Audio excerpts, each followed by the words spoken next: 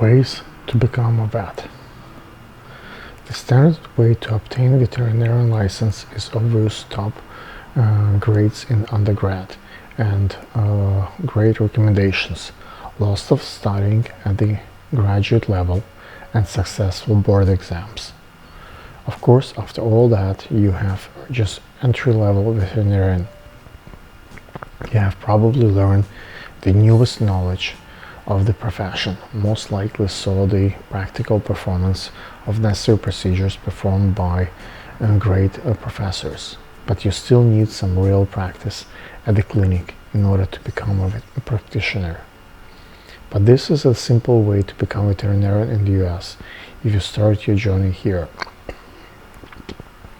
New York is not a regular American city. Numerous immigrants start their new life here while getting diplomas elsewhere. They just needed to confirm that they were really ready to do the job. In general, it means an evaluation of their papers. By the word just is only theoretical. In fact, in most cases, it is the hardest thing a person has to do if they want to become an American veterinarian. The specificity of our clinic include a significant flow of recent immigrants who came here from all over the world and dreams of becoming licensed veterinarians.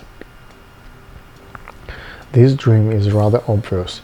In some places, a veterinarian might be just a little bit more respected than a regular agricultural worker, something between a peasant and the intellectual.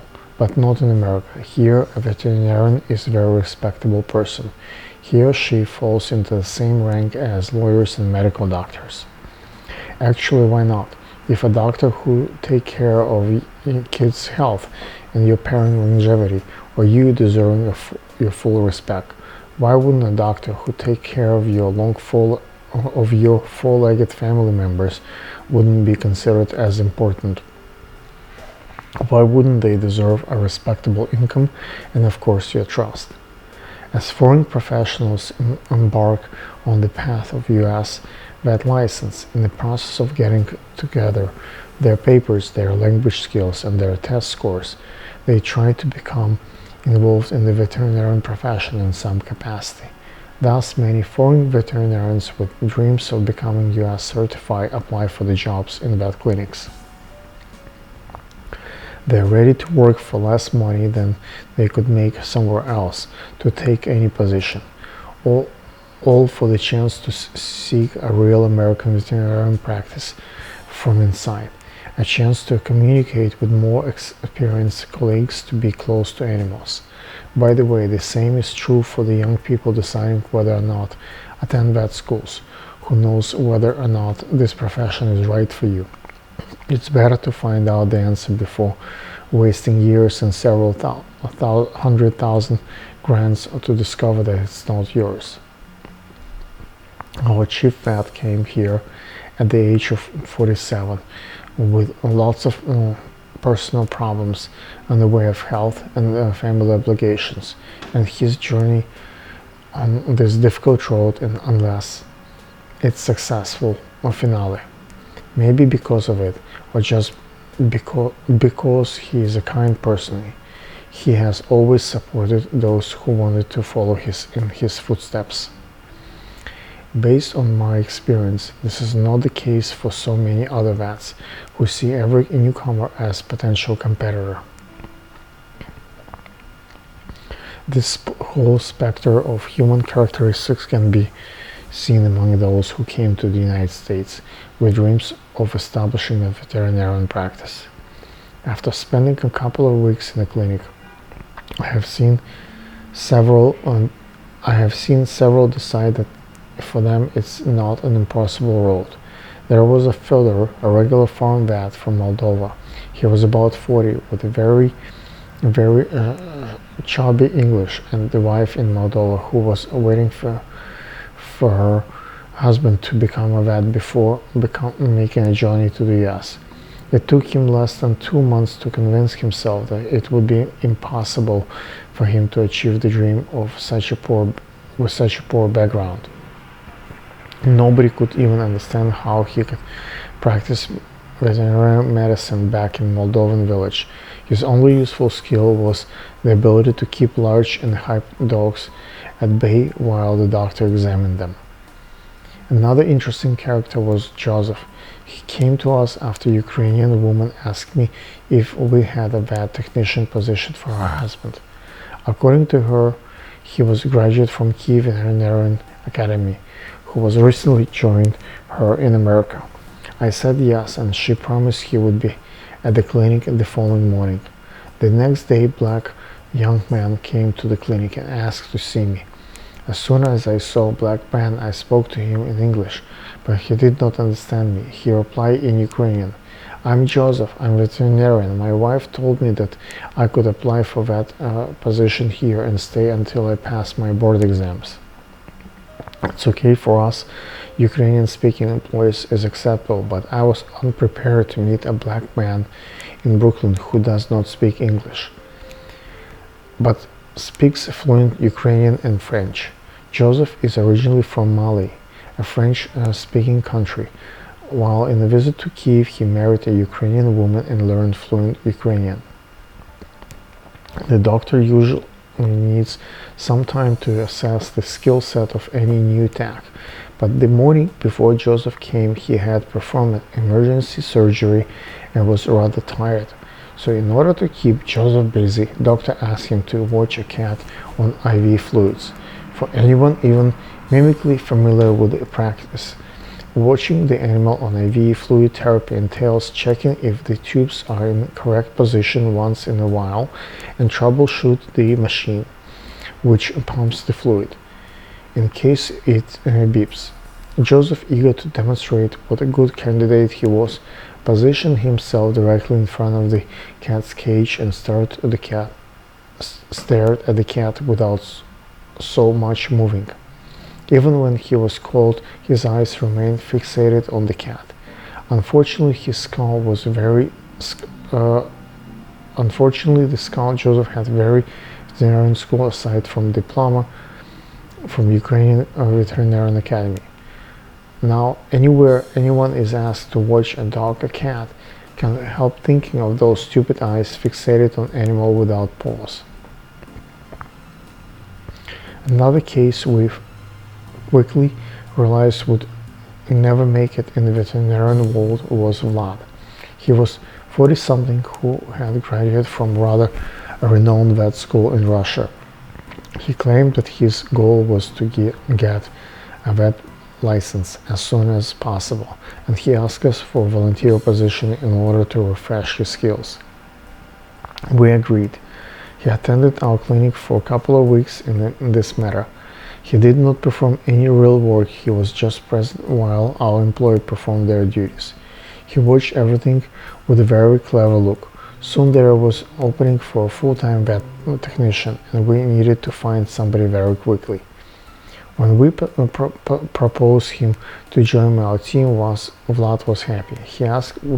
I asked Vlad whether he knew how to do an X-ray. He said, "Yes, for sure," he said. "Blood work?" "Yes, of course." "Can you put an IV catheter?" "Yes, I can." Okay, to start, Vlad partnered with an experienced technician who showed him how to do each simple task numerous times. "Did you get it?" "Yes, I'm a veterinarian, and this is a simple procedure," Vlad would say. After 2 weeks of training, the doctor started giving him easy tasks, and Vlad wasted a lot of experience materials, but not a single thing he did was useful to us. He could not even remember where we stored our tools or medicine. I spoke with him privately, and finally Vlad confessed that he had a memory condition and did not allow him to store any new information. In order to pass the exam, an applicant from the foreign country would have to learn many new things and skills. This is not an easy even for someone without a memory condition. So the one useful result of Vlad's experience with us was his discovery that this path was closed for him. As another of our villagers also came to the clinic as a volunteer, and just thinking about his feels fills me with regret. And this time he had been working somewhere as a driver, and asked us if he could help out the clinic because he couldn't imagine being outside of his field any longer. After several weeks of active volunteering, we had an opening for the beta position. He took it just to be on the team. Then a couple of months later, he was raised to the level of vet assistant, and he progressed really well. His weak point was English, but his skill and understanding of what's going on were the doctor level for sure. But his career with us was ended abruptly after we discovered that he was illegally practicing veterinary medicine on the side and using tools and medicine he had stolen from our clinic. We found out about it through some immigrants trying to save money who used his services and paid him a fraction of a regular price. It was a shock for everybody. I understand he was in a hurry to get additional income for his family, but such thing could be pardoned. Later I saw him working as a taxi driver. He lost his bright fortune for today's penny. Masha, a vet from Ukraine, came to New York as tourist. He visited some veterinarian clinic in order to see how the profession works here, and she found it so attractive that she decided to reside here permanently. Her path was not easy. Not only was it difficult for her to obtain legal status, but she also had a teenage son whose only talent was ability to chug a glass of vodka in one sip. At some point, after a few years of fighting with her legal status and hard work as a grooming salon, she applied for a vet technician position with us. There was no better help if the doctor needed to restrain an unruly giant dog. This lady could press any Goliath to the floor so hard that there was no way for him to move while the doctor checked his ears or prostate. Masha was good in many other ways, but her strong belief in extrasensory treatment was unprecedented in a real veterinarian. I didn't know how it happened, but after years of studying science, she still believed in the ability to choose the blood vessel with the power of her aura. In all seriousness, she claimed that she could improve in animal health just by her extrasensorial impulses to break up stones in the urinary tract with her wave of her hands. In a while, she left our office and established her own animal divination of reading business, and she made some money on pet lovers with some type of psyche. But when there was a real veterinarian problem, she sent her clients to us. The stories above describe unsuccessful efforts to become a vet in the US. Fortunately, there has been many more stories with ambitious ending. Among them, there were men and women, fresh graduate and professionals with several years of experience in their domestic practice of veterinary medicine, and immigrants of various nationalities.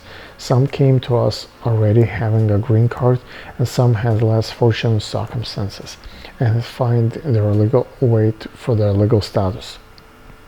With slightly differences, they all had something in common. What they all shared was a strong desire to be a vet, not just for income, but because of their personalities. Not one of them had sufficient knowledge and skill when they arrived, but hard work and strong will made their dreams come true. This might sound trivial, but it's so true. These hard workers learn a lot from the terms of manual techniques and skills while working here as technicians, and I have to say that their luck was to find the mentorship of our chief doctor, who passed through his same hurdles while being in their shoes. It was his turn to help the followers.